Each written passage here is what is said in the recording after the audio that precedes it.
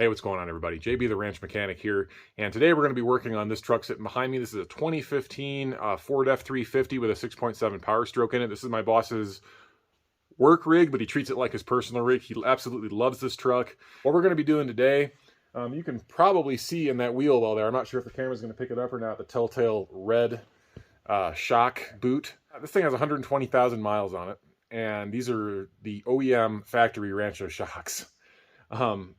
Most shocks are designed to be replaced between 30 and 60,000 miles, depending on the manufacturer. This truck has 120 on it, so we're 2 to 3 times over what the expected lifespan of these shocks is supposed to be.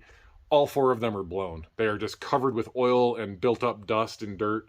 You'll see when we get under there, but I'm going to kind of run you through the process of what you need to do to replace these things. It's actually really, really simple. You just need a floor jack and some very basic hand tools. The shocks unbolt and the new ones bolt right in. Really, really easy. But before we even get to that, I want to tell you what we're going to be installing and why. Like I said, my boss really, really likes this truck, and he's not afraid to spend a little extra money on it to get it set up exactly how he wants.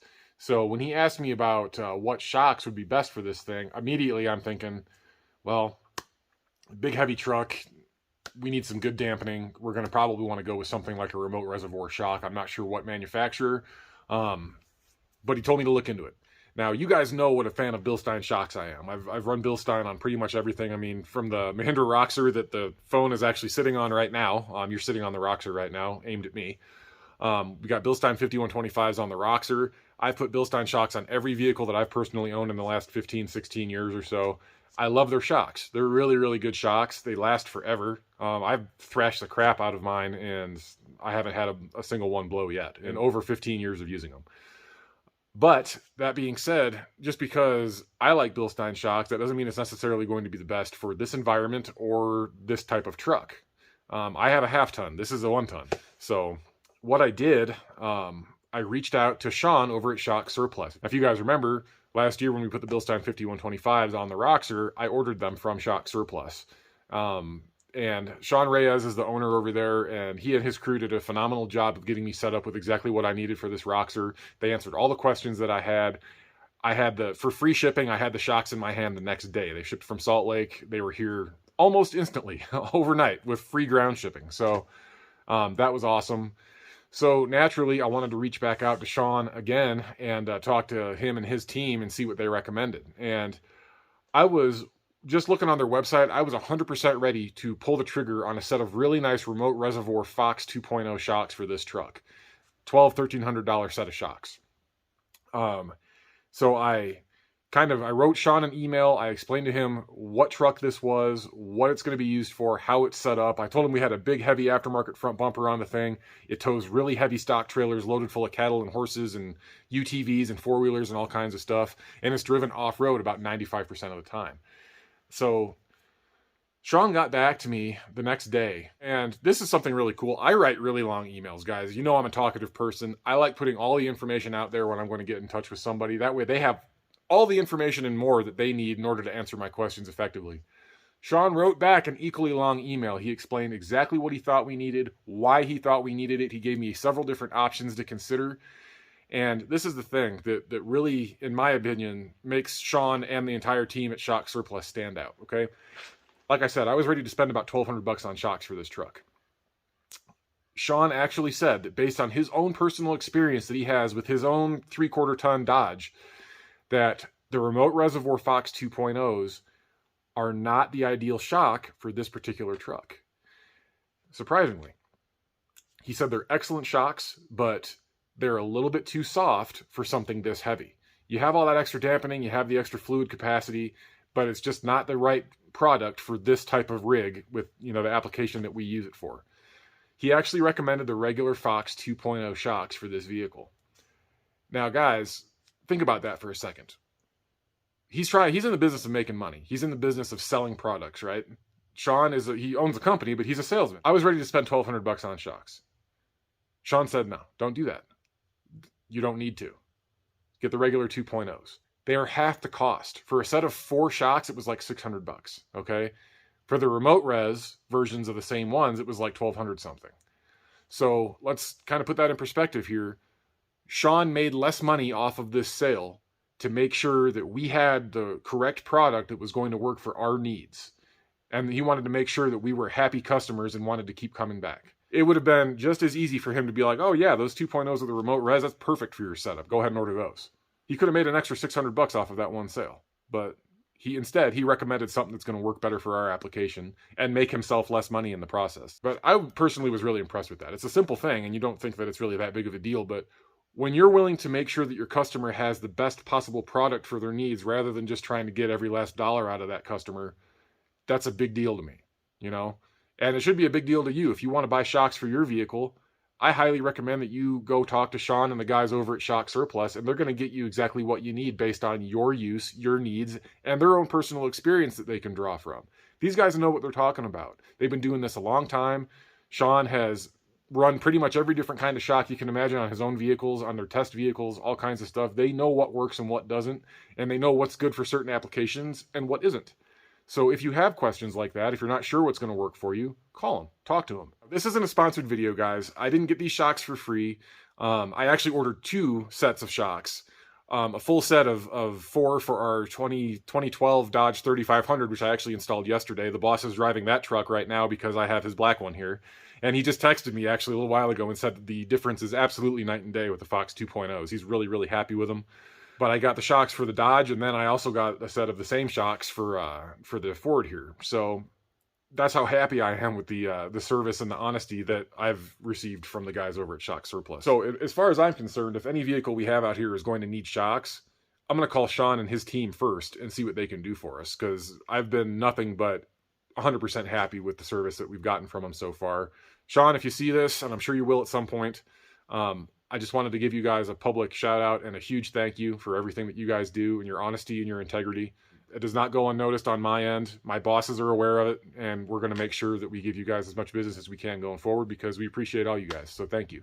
Anyway, guys, we're going to go ahead and turn the camera around now, and we're going to walk over to the truck. I'll show you exactly what I got for this truck, the Fox 2.0s, and I'll show you exactly what you're going to need to get them installed. Really basic stuff, just simple hand tools and a floor jack, and you're going to be able to get these things put in. So without further ado, let's go ahead and take a look. All right, guys, here we go. We're over at the truck now.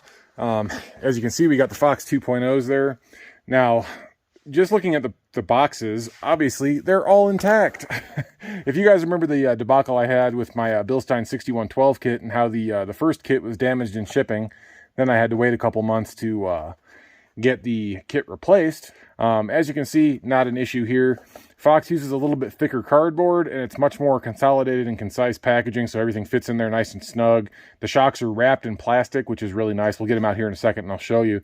But another thing that I've noticed with Fox that, you know, may or may not be the case with Bilstein. Bilstein has the part number on all the outsides of their packaging, but if you look at this, Fox actually has not only the part number, but also a description of what the shocks will fit right there on the tag, which I think is really nice, especially given the fact that I ordered 2 different sets of shocks, one for the Ram and another for this Ford. So that made it really easy to kind of figure out what went where, so I didn't have to worry about trying to look up part numbers or anything like that. And on top of that, I know I keep talking about Shock Surplus, but another thing, Sean actually sent me a separate email after I placed the order and let me know what part numbers fit what truck, which was really just another added touch that he just kind of took the time on his own to just email me and say, hey, I know you got a whole bunch of shocks coming, but these fit the Ford, these fit the Ram.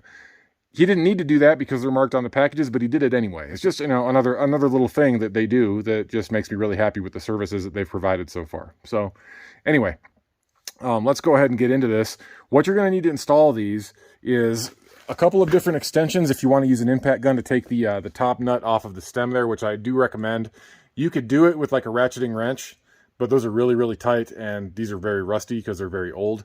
So I would recommend that you try to snake an impact gun in there if you can. And I'll show you a little trick I do once we get to that point. But you are going to need, if you're going to use wrenches to take that off, you're going to need a 21 millimeter wrench for the top, and then there's a little hex down here, which is kind of nice, so you can hold the shock without the shaft spinning on you. That's a 20 mil. So you need a 20 mil wrench to hold that, and then either a 21 millimeter ratcheting wrench or a 21 millimeter socket and some extensions to get it from the top, which is the route that I'm going to go.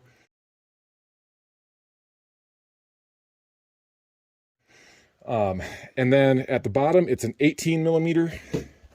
you can see these shocks real quick. I mean, just there's no oil left in them. It's all on the outside. But down here at the base, that's just an 18 millimeter bolt that goes through there, and I do believe it's a nut on the back there, but it's got a little tang that hangs down and kind of holds that nut in place and doesn't allow it to spin, so you can just zap that bolt out. But again, we'll go over all that here in just a minute. And then the rear, same thing. You're going to need an 18 millimeter impact socket, and then the head on the bolts is actually 15 mil for whatever reason. The nut is 18, but the head is 15, so you need a 15 millimeter wrench to hold those in the back. Anyway, guys, that's the hand tools that you're going to need, but another important step to this whole deal, you are going to want to have a floor jack handy. You don't need to take the wheel and tire off. You can if you want to have easier access. It's not necessary. But what you are going to want to do is jack the truck up by the frame so that this axle starts to droop, and you want to get that axle as far down as it will hang. And that's going to allow the shock to extend. It's going to make taking out the old shocks a little bit easier, and putting in the new Foxes much easier, because these shocks are completely blown and destroyed, so they'll be pretty easy to compress and manipulate however we want. But these new Fox 2.0s we're going to put in, they are really, really beefy, and they're very hard to compress on your own. I fought with them yesterday trying to get them installed on the Ram, which is a completely different setup in this. It's not a coilover necessarily, but the shock actually goes inside the coil spring with its own separate shock tower at the top there that you have to deal with, and that was a gigantic pain in the ass. So this is far easier. But you are going to want to jack the truck up just to allow that shock to extend as much as possible. That way you're not having to compress the shock, especially the new shocks, a whole bunch to get them in and out. So anyway, let me get you set up here and we'll go ahead and start getting this thing yanked out. All right, guys, I've already got my 21 mil kind of sitting in here, but what I like to do to make this a little bit easier is actually get your extensions and everything put on and load the extensions and the socket in from the bottom. That way you can you have some wire loom and some really tough hoses and stuff that'll kind of hang you up a little bit, and it makes it almost impossible to get access to that from the top, especially now that we have the truck jacked up. You have very little access in the engine bay without a stepladder or something. Even for me, I'm 6'4" and I can barely see to get this thing in there. So I'll come up from the bottom like so and kind of just manipulate the extensions and everything through all those wiring harnesses and loom and whatnot and get it up in there. Now it doesn't want to cooperate since the camera's turned on, but you just get that over top of your stem there, and there you go. Get it seated on there, and then you can put your 20 mil wrench on the edge here. Hopefully that will stay on its own while I'm messing with this. Probably not. It's going to fall. But then at least you can get your impact gun and everything on there from the top, which is what I'm going to do right now. Go up top there, and we'll get this thing zipped out. Let's see if I can be a contortionist right now.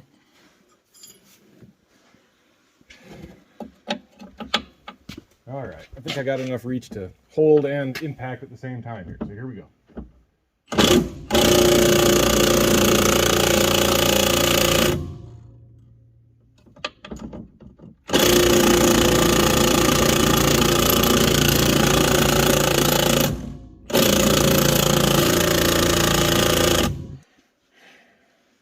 Well, so much for that idea with the impact gun, guys. I had to use several extensions, and as you know, when you're using impact tools, the more extensions you have, the less torque that you have. And this is a Milwaukee 1/2-inch drive big boy gun, and all it did was sit there and vibrate and it wouldn't even spin the nut off. So I have resorted to using my ratcheting wrench. Now this is actually a 13/16 ratcheting wrench because I don't have a 21 mil ratcheting wrench, but that's the metric equivalent, so that's fine. So you can use a 13/16 if you need to. But I got my 20 mil holding it, and it was a fight, but I finally got it broken free. So go ahead and get this guy out of here now.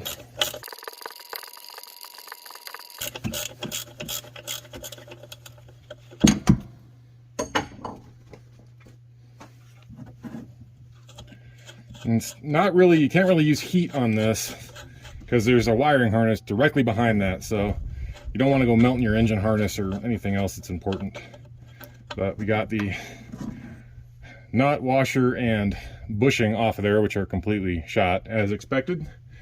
And now the real test of these shocks.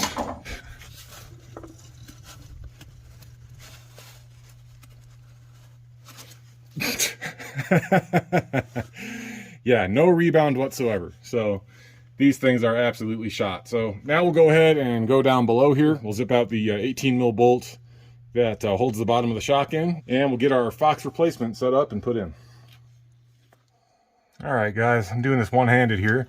This Rancho still has not rebounded a millimeter. It is just completely gone. So get our 18 millimeter impact socket on here. And I think I probably were able to see this earlier, but now I've got the flash turned on. That's that little tang hanging down right underneath here. That's actually crimped onto the nut that holds this bolt in place. So you can zip this out and that tang will just move over and hit this other side right here and hold the nut for you. So you don't have to worry about getting a wrench on the back side of it. Here we go.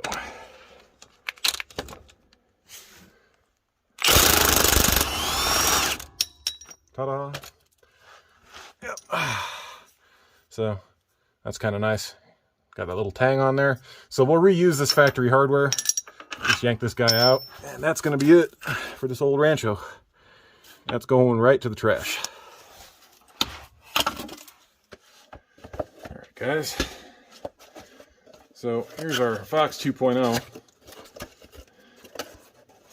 As you can see, really nice packaging. Super nice shocks. Really, really nice looking shocks. Wrapped in plastic with the excess overlap taped shut, so it actually protects everything in there. And then you've got this, you know, plastic limiting strap on there so the shock doesn't explode in your face when you take it out.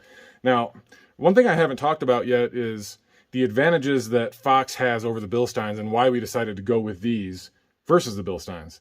It all comes down to the valving and the rebuildability of the shocks. Now, your standard Bilstein 5100 or 5125, those aren't rebuildable shocks. The shock body is actually crimped where the shaft is, so you can't take them apart, you can't put new seals in, you can't do anything like that. These, on the other hand, this is actually a threaded rebuild cap, so you can take this off, you can take all your valves, all your seals, all the oil and everything out, you can rebuild it, and then you have down here, that's your nitrogen charge port. So you can send these into Fox or Shock Surplus or anybody else that rebuilds Fox shocks in your area, and you can have them rebuilt, you can have them revalved to your specifications if you want. Hell, we could take these and we could send them to Fox and be like, hey, we run over a lot of washboard, can you put some different valving in for us? And they'll put different shims and valves and stuff in there and set them up however you want for a nominal fee. So that's the advantage that you have with going with Fox. On top of that, the valving is actually what is considered a linear valving. So that's going to allow you a lot more travel when you're going through like washboard and stuff. It's going to allow the shock to cycle a lot more quickly. And then once you get to a certain load point on the shock, then the shim stack and the valves inside here will kind of engage more and cushion everything a little bit more. And then you get that really good dampening. Whereas Bilsteins are known as a digressively valved shock, which means you're going to get a little bit more of a firm ride. They're good for a truck that spends most of its life on the highway because you're going to get better cornering stability, less body roll, a overall firmer feel with the Bilsteins. Bilstein's a really good shock still. I'm not poo-pooing on Bilstein at all, but for our needs out here, I think that the Fox and the linear valving is a better option for us. I'm actually really considering trying to find some different shocks for the Roxor, and Sean has almost got me convinced to take the Bilstein 6112s and 5160s off of my Silverado and put on some Fox 2.0s. Not sure if I really want to go that route just yet. I'm still really mulling it over, but it'd make a really cool video at least. Might be a good collaborative thing for Sean and I to work on together. That way we can get some firsthand experience and directly compare the Bilstein 6112s to the Foxes. So I don't know if that's something that you guys be interested in. Please let me know in the comments, and maybe I'll work with Sean a little bit more on that, and maybe you guys can help me make a decision one way or the other. But anyway, this is obviously the bottom of the shock here. Most Fox shocks will go in with the shaft down, and that allows dirt and stuff to get kind of wiped off the shaft by the wiper here. Whereas if you have them installed this way, that dirt and stuff can actually work its way down in past the seal here, and you'll end up having leaks and stuff. So most of the time with the 2.0s, the internal floating pistons, it's not so critical.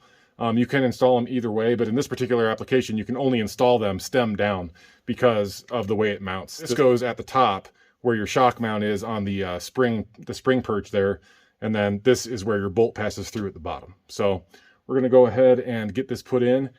Now, typically what I would like to do is leave this strap on the shock.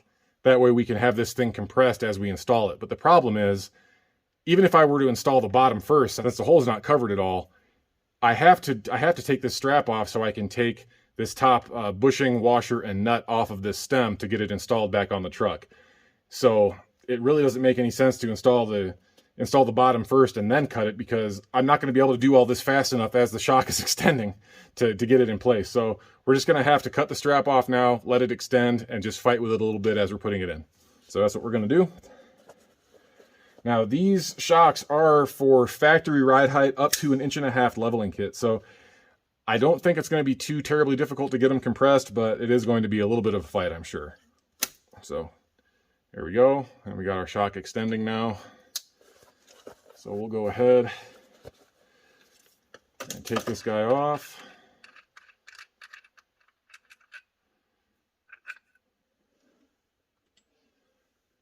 Yeah, that's not so bad. It didn't extend too terribly far, so I think we'll be okay there. The one thing that I did not take into account is that the Fox shocks are going to have different size hardware. This is SAE spec hardware, and I believe these are 3/4. And then you need a 1/4 inch Allen wrench to hold the stem to keep it from spinning as you're tightening this down. I apologize, I didn't remember that at the beginning of the video. So let's go ahead and get the bottom put in. All right, guys, so we just have the bottom bolt loosely put in there. So now we're just going to compress this a little bit. It's super easy. I mean, the hole's right here. Not anything like dealing with the Dodge the other day. That was kind of a pain in the butt. So you are going to need a 3/4 inch wrench and a 1/4 inch hex bit to hold the stem here if you are installing these Fox shocks. If you're installing different shocks, you're just going to have to figure out whatever tools and hardware you're going to need to install those. Just check out the packaging from the manufacturer, whatever shocks you're using. So anyway, we're going to go ahead and get this shock compressed a little bit, and we'll get this stem through the mounting hole here. Oh, easier said than done, but not terrible. Here we go. Then we'll allow that to pop back up and kind of center itself. Now there's a little lip here on these bushings, if you can see it. This little lip sticking up. That needs to be centered in the hole there. So if you can see this gap, you need to move that shock around until that's all the way flush. The outer part of the bushing here should be flat up against this mounting point. So you can see there's no gap there or anything. This is completely flush up against there. It's really important to keep these bushings in good shape. So now we're going to go ahead and put our other bushing and our washer on there, and we'll get our nut started. There we go. Get that Fox logo facing out because reasons. No one's going to see it, but that's all right. Now, I'm going to use a 3/4 inch ratcheting wrench here. 3/4 inch ratcheting wrench, and then see if I can't snake this 1/4 inch hex bit in that stem.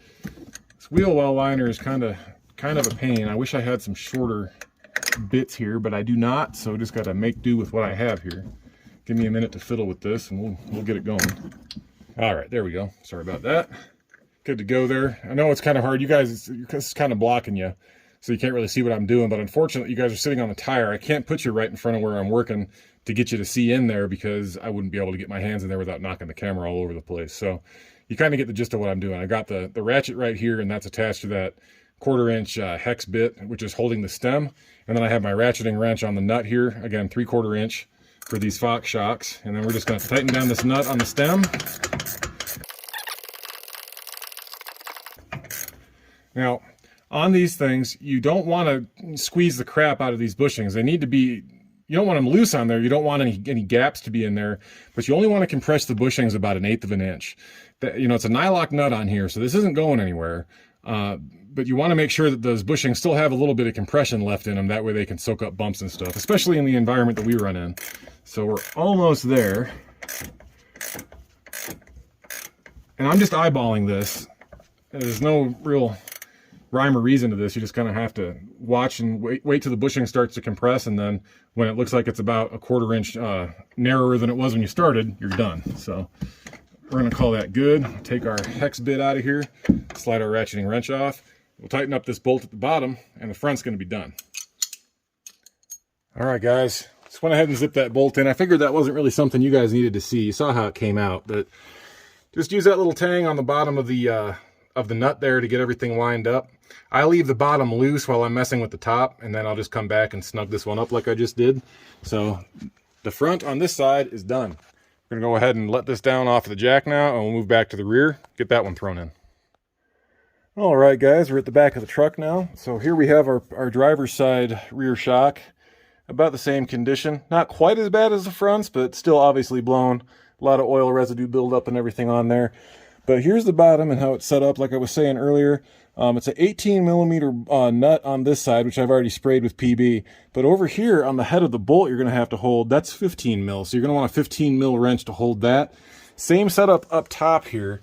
Now, I have not worked on one of these particular trucks before, so I don't know if it's set up the same way as Chevy. On the Dodge I did yesterday, you had to get a wrench and a impact gun up there to do it. It looks like there's not a whole lot of access on that back side, so I'm hoping that the stud is captured and it's welded to the frame or something, so we can just zip off this this nut. This is an 18 millimeter nut, so we'll have to see. I'm going to try to get this knocked out real quick. I don't think I'm going to be able to set you guys anywhere where you're going to be able to see. I don't have a tripod with me today. But it's pretty much the same on both sides, just obviously the shocks are offset. This one points to the rear, this other side points to the front. And the reason I do that is to prevent axle wrap.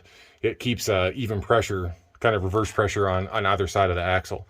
But same deal, up top there you've got your 18 millimeter nut, and it looks like it might be captured to the frame. I hope it is. And then obviously the bottom is going to be exactly the same, 15 millimeter head on that bolt, 18 millimeter nut. So that's all you need to do on the rears. I'm going to go ahead and get cracking on this. If I find out there's anything different about that, I'll certainly let you know here in just a minute. All right, guys.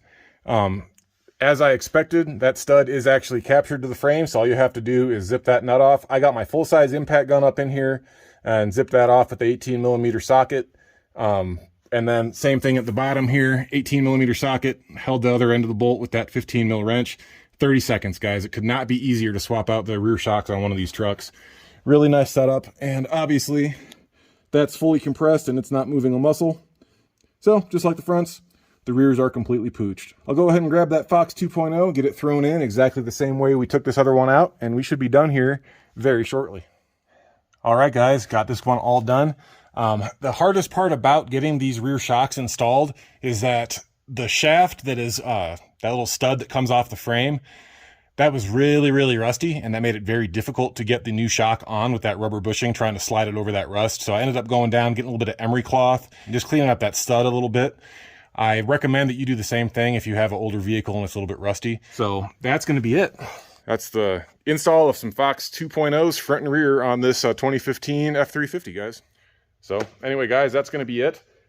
Really easy install process. I like it when vehicle manufacturers actually take into account the people who have to service their vehicles and they make it a little bit easier. Dodge, that was not fun yesterday. This is night and day, a lot easier on these F350s. Obviously the Dodge can be done. I did it. It just took a lot more grunting and swearing and sweating and effort. So I like easy things when I can get them.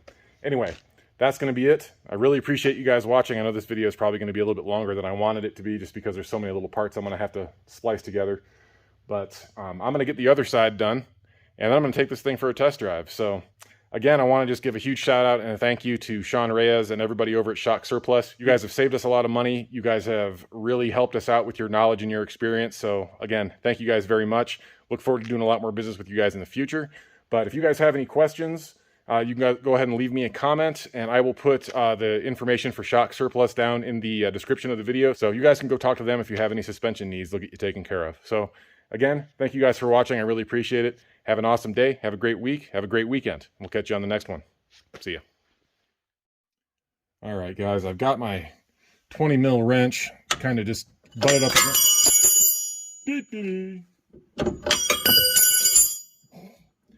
Yep, that's exactly what I thought would happen.